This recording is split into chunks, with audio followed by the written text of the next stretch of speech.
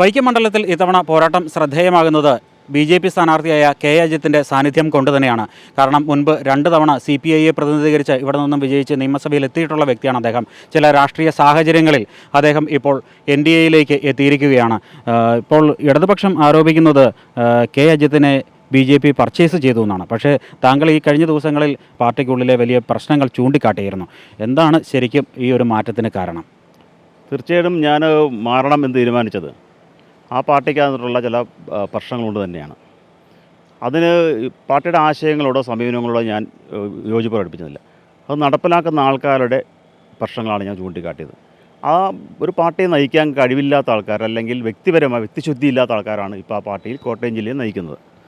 അതിൽ ഒരുപാട് പാർട്ടി നേതാക്കന്മാർ ഒരുപാട് അപകീർത്തിപരമായ കേസുകളിലും പ്രശ്നങ്ങളിലും കുടുംബം കലക്കുന്ന പ്രശ്നങ്ങളിലൊക്കെ പെട്ടിട്ടുണ്ട്. ഞാൻ അവരുടെ പേരൊന്നും എടുത്തു പറയാൻ ആഗ്രഹിക്കുന്നില്ല, അതൊന്നും പറയുന്നില്ല. പക്ഷേ അവർ പരിശോധിക്കപ്പെടണം. എന്തുകൊണ്ടാണ് ഈ പാർട്ടി ഇങ്ങനെ മലിനീകരിക്കപ്പെട്ടു പോകുന്നത്, ഇങ്ങനെ ചീത്തയായി പോകുന്നത് അവർ പരിശോധിക്കപ്പെടേണ്ടതാണ്. പർച്ചേസ് ചെയ്തു ആണ് ഒരു ഭാഗം ആൾക്കാർ പറയുന്നത്. പർച്ചേസ് ചെയ്യുകയാണെങ്കിൽ നമുക്കറിയാം, റൈറ്റ് ടു ഇൻഫർമേഷൻ ആക്ട് നിലവിലുള്ള രാജ്യമാണ് നമ്മുടെ രാജ്യം. ഒരാളുടെ കയ്യിൽ എങ്ങനെ പണം വന്നു, എങ്ങനെ വന്നു എന്നൊക്കെ പറഞ്ഞാൽ അവർക്ക് പരിശോധിക്കപ്പെടാവുന്നതാണ്. സ്വാഭാവികമായിട്ട് നമ്മുടെ നാട്ടിൽ അതിന് ED സംവിധാനങ്ങളുണ്ടാകാം, സ്റ്റേറ്റ് ഇൻ്റലിജൻസ് ഉണ്ടാകാം, അല്ലെങ്കിൽ റവന്യൂ ഇൻ്റലിജൻസ് ഉണ്ടാകാം. അത് സാമ്പത്തിക സംവിധാനങ്ങൾ ഒരുപാട് പരിശോധിക്കപ്പെടാൻ അതൊക്കെ അവർ പരിശോധിക്കപ്പെടട്ടെ. ഒരു വാർത്ത കേട്ടത് ഞാൻ അധികാരത്തിൻ്റെ പുറകെ പോയി എന്ന് പറഞ്ഞു. നമുക്ക് നല്ല ഉറപ്പുണ്ട് അധികാരത്തിൻ്റെ പുറകെ അല്ലേ പോയത്, ഞാൻ വികസനത്തിൻ്റെ പുറകെ പോയത്. വൈക്കത്ത് ഗാന്ധിജി വന്നതിന് ശേഷം ആ റോഡുകൾ അതുപോലെ കിടക്കുന്നു എന്ന CPIക്കാരുടെയും ഇടതുപക്ഷ ആൾക്കാരുടെയും കോൺഗ്രസ്സുകാരുടെയും ആക്ഷേപം നിൽക്കുക. അത് മാറണമെങ്കിൽ ഇവരെ രണ്ടു കൊണ്ടും പറ്റിയല്ല. അത് മാറണമെങ്കിൽ ചടുലമായ വേഗത്തിൽ ഇന്ത്യയെ നയിക്കുന്ന പ്രധാനമന്ത്രി നരേന്ദ്രമോദിയുടെ കീഴിൽ കേരളത്തിൽ മാറ്റം ഉണ്ടാകണം. ആ മാറ്റത്തിൻ്റെ ഭാഗമാണ് വികസനം. ആ വികസനം നടപ്പിലാക്കണമെങ്കിൽ ഇനി BJPക്കേ പറ്റുള്ളൂ. അപ്പോൾ ആക്ഷേപങ്ങളൊക്കെ ഒരു മാറ്റം ഉണ്ടാകാനായിട്ട്, വികസനം കൊണ്ടുവരാനായിട്ട് ഞാൻ BJPയുടെ പക്ഷത്തേക്ക് ചേർന്നതാണ്. ഇപ്പോൾ കെ അജിത്തിൻ്റെ പിതാവ് 3.5 ടൈമിൽ വൈക്കത്തു നിന്നുള്ള MLA ആയിരുന്നു. കെ അജിത്ത് 2 തവണ വൈക്കത്തു നിന്നുള്ള MLA ആയിരുന്നു. വൈക്കത്തേക്ക് വികസനം വന്നില്ല ഈ കാലങ്ങളിൽ എന്ന് പറയുമ്പോൾ അത് തനിക്ക് തന്നെ നേരെയാണോ വിരൽ ചൂണ്ടൽ വരുന്നത്, അതോ മുന്നണിക്കും പാർട്ടിക്കും എതിരെയാണോ? ഒരു MLA ഒരു പഞ്ചായത്ത് മെമ്പറോ അങ്ങനെ കൊണ്ടുവരുന്നില്ല എങ്കിൽ, അങ്ങനെ വികസന കാര്യം ശ്രദ്ധിക്കുന്നില്ല എങ്കിൽ നിയന്ത്രിക്കേണ്ടതും ഇടപെടേണ്ടതും ആ പാർട്ടിയാണ്. പാർട്ടി അന്ന് ഞാൻ 2006 MLA കഴിഞ്ഞ് നിൽക്കുന്ന സമയത്ത് ഞാനിവിടെ ഒരു വികസന രേഖ പുറത്തിറക്കി. ഞാൻ ഇറക്കിയ രേഖകളിൽ നിന്ന് അപ്പുറത്തേക്കൊന്നും പുതിയ MLAക്ക് കൊണ്ടുവരാൻ കഴിഞ്ഞിട്ടില്ല.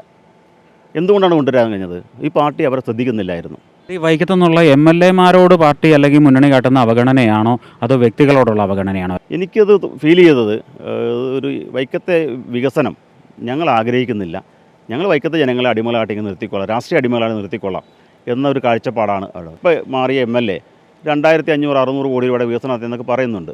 പക്ഷേ അങ്ങനെയുള്ള ഒരാൾ എന്തിനാണ് മാറ്റുന്നത്? എന്തുകൊണ്ടാണ് വൈക്കത്തെ ജനപ്രതിനിധികൾ മാത്രം ഇങ്ങനെ ഒരു സമയം എടുക്കുന്നത്?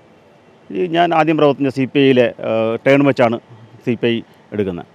അതിലെന്തുകൊണ്ട് ഈ കെ രാജൻ എന്ന് പറയുന്ന മന്ത്രിക്ക് മാത്രം ഈ 4 ടേൺ കൊടുക്കുന്നത്? എൻ്റെ പ്രത്യേകത എന്താണ്? CK ആശയ്ക്ക് എന്തുകൊണ്ടാണ് 4 ടേൺ കൊടുക്കാത്തത്? തൊട്ടപ്പുറത്ത് ഉള്ള P പ്രസാദ് 1ാം വട്ടം മന്ത്രിയായപ്പം 2ാം വട്ടം നിൽക്കുന്ന CK ആശ ഇവിടെ മന്ത്രി അല്ലായിരുന്നല്ലോ. അവിടെ വിജുമോൾ ആയിട്ടില്ല. അവിടെ 1ാം വട്ടം വന്ന ചിഞ്ചുറാണി മന്ത്രിയായപ്പം വിജുമോളും ആശയൊക്കെ മാറി നിൽക്കുകയല്ലേ അവർ. കെ അജിത്ത് തഴയപ്പെടുകയായിരുന്നു പാർട്ടി. തീർച്ചയായും തഴയപ്പെടുകയായിരുന്നു. ഞാൻ 3 വർഷമായിട്ടുള്ളൂ പാർട്ടിയുടെ ഒരു ജില്ലയിൽ വരുന്ന ഘടകത്തിൽ വരുന്നത്. 45-48 വർഷമായ ആൾക്കാർ അതേ ഘടകത്തിൽ ഇരിക്കുക എപ്പോഴും.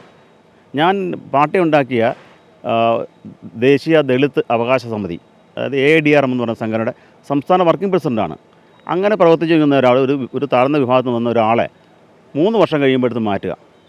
അതിന് ശേഷം ഈ 45 വർഷമായ ആൾക്കാർ അവിടെ നിന്ന് നീ മാറണ്ടാണെന്ന് പറയുന്നത്. അവിടെ ഇത് ലോജിക്കാണ് അതുള്ളത്. പക്ഷേ ഇവർ ഇടതുപക്ഷം അല്ലെങ്കിൽ പ്രത്യേകിച്ച് CPI ചോദിക്കുന്നത് 3.5 ടൈം പിതാവ് ഇവിടെ നിന്ന് MLA ആയിരുന്നു, അജിത്ത് ഇപ്പോൾ 2 തവണ MLA ആയിരുന്നു, അതേപോലെ തന്നെ പിന്നീട് ദേവസ്വം ബോർഡ് അംഗമായിരുന്നു. ഇങ്ങനെ എല്ലാ മേഖലയിലും താങ്കൾക്ക് വലിയ പരിഗണന ലഭിച്ചിട്ടുണ്ട്, അല്ലെങ്കിൽ കുടുംബത്തിന് വലിയ പരിഗണന ലഭിച്ചിട്ടുണ്ടെന്നാണ് അവർ ചൂണ്ടിക്കാട്ടുന്നത്. തീർച്ചയായിട്ടും പരിഗണന ഇല്ലാന്ന് ഞാൻ ഒരിക്കലും പറഞ്ഞിട്ടില്ല. പരിഗണന ലഭിച്ചിട്ടുണ്ട്. ആ പരിഗണന കിട്ടിയ ഒരാളെ പരിരക്ഷിക്കുന്ന ഉത്തരവാദിത്വം പാർട്ടിക്കുണ്ട്. എന്നെ വളർത്തിക്കൊണ്ടുവന്ന് ഈ പബ്ലിക് ഫിഗറിനകത്ത് കൊണ്ടുവന്ന് ഒരു പ്രധാനപ്പെട്ട വ്യക്തിയായി മാറ്റിയത് CPI ആണ്. ഞങ്ങളുടെ അധികാരം പോകും എന്ന ഒരു ചിന്ത വരുമ്പോഴാണ് ഇതേപോലെ ആൾക്കാരെ തഴയപ്പെടുകയും ഒഴിവാക്കപ്പെടുകയും. ഇപ്പം ഞാൻ മാത്രമല്ലല്ലോ, അപ്പോൾ തൊട്ടപ്പുറത്തുള്ള ഇടുക്കിയിലെ ശിവരാമൻ ചേട്ടൻ ആ പാർട്ടി നയിച്ചിരുന്ന ആളല്ലേ, ഇപ്പോൾ എവിടെയാണ്? അതൊരു രാഷ്ട്രീയ മാറ്റം എന്ന് പറയുന്നത് നമ്മുടെ ആശയമാറ്റമാണ്.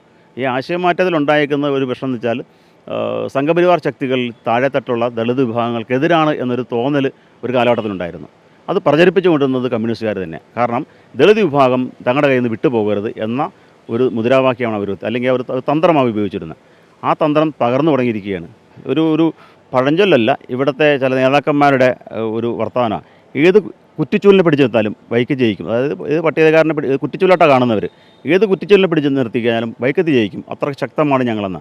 പക്ഷെ അവർ പരിശോധിക്കണം, അവരുടെ കാലിനടിയിൽ മണ്ണൊലിച്ചു പോയിക്കൊണ്ടിരിക്കുക. ഈ ഒരു തെരഞ്ഞെടുപ്പിൽ BJPക്ക് വേണ്ടി മത്സരരംഗത്ത് ഇറങ്ങുമ്പോൾ എത്രത്തോളം ആത്മവിശ്വാസമുണ്ട്? വിജയ സാധ്യത എത്രത്തോളമാണ്? ഞാൻ സ്ഥാനാർത്ഥിയായി തീരുമാനിക്കപ്പെടുമ്പോൾ തന്നെ എനിക്ക് ആത്മവിശ്വാസം നല്ലപോലെയുണ്ട്. എന്നോട് CPIയുടെ നേതാവ്, ഇപ്പോഴത്തെ ഏറ്റവും ഉയർന്ന നിൽക്കുന്ന ജില്ലയിൽ ഉയർന്ന നേതാവ് എന്നോടൊരു റിക്വസ്റ്റേ പറഞ്ഞുള്ളൂ. ഞാൻ പിണങ്ങി നിൽക്കുന്ന സമയം പഞ്ചായത്ത് തെരഞ്ഞെടുപ്പിൻ്റെ സമയത്താണ്. ഒരു കാരണവശാലും ഇപ്പോൾ ഒരു പ്രശ്നം ഉണ്ടാക്കരുത്, ഇലക്ഷന് നമ്മൾ പരാജയപ്പെട്ടു പോകും. ഞാൻ ആ കത്ത് കൊടുത്ത കത്തിലിരിപ്പുണ്ട്, എൻ്റെ കൊടുത്ത കത്തിനകത്ത് അത് ഞാൻ സൂചിപ്പിച്ചിട്ടുണ്ട്. ആ കത്ത് ഞാൻ റിലീസ് ചെയ്യാൻ ഇപ്പം ആഗ്രഹിക്കുന്നത് സാഹചര്യം വന്നാൽ റിലീസ് ചെയ്യാം. ഇലക്ഷൻ കഴിഞ്ഞാൽ പ്രതീക്ഷിക്കാം. ഞാൻ പറയാം. അപ്പോൾ അവർ പറഞ്ഞിട്ടുണ്ടെന്ന് വെച്ചാൽ ഒരു കാരണവശാലും ഇപ്പോൾ പാർട്ടിയുടെ ഇടയരുത്, കാരണം നമ്മൾ തോറ്റു പോകുന്നു. ഞാൻ കാത്തിരുന്നു, പക്ഷേ പ്രശ്നങ്ങൾക്ക് പരിഹാരം ഉണ്ടാകുന്നില്ല. എനിക്ക് വലിയ സൗഹൃദ ബന്ധങ്ങളുണ്ട്. അതായത് ഞാൻ വ്യക്തി എന്ന നിലയിൽ ഉണ്ടാക്കിയെടുത്ത സൗഹൃദ വലയങ്ങളൊക്കെ ഇവിടെ NDAയുടെ സ്ഥാനാർത്ഥി എന്ന നിലയിൽ ഞാൻ വിജയിക്കും. NDA ഇവിടെ വലിയ ഭൂരിപക്ഷത്തിൽ ജയിക്കും. ഏതാണ്ട് 15,000-ലധികം വോട്ടിന് ഭൂരിപക്ഷത്തിൽ ഇവിടെ ജയിക്കാൻ കഴിയുമെന്നാണ് എൻ്റെ വിശ്വാസം. തീർച്ചയായും അതാണ് ഇവിടെ NDAയുടെ സ്ഥാനാർത്ഥിയായ വൈക്കത്തെ NDAയുടെ സ്ഥാനാർത്ഥിയായ K. അജിത്ത് പറയുന്നത്.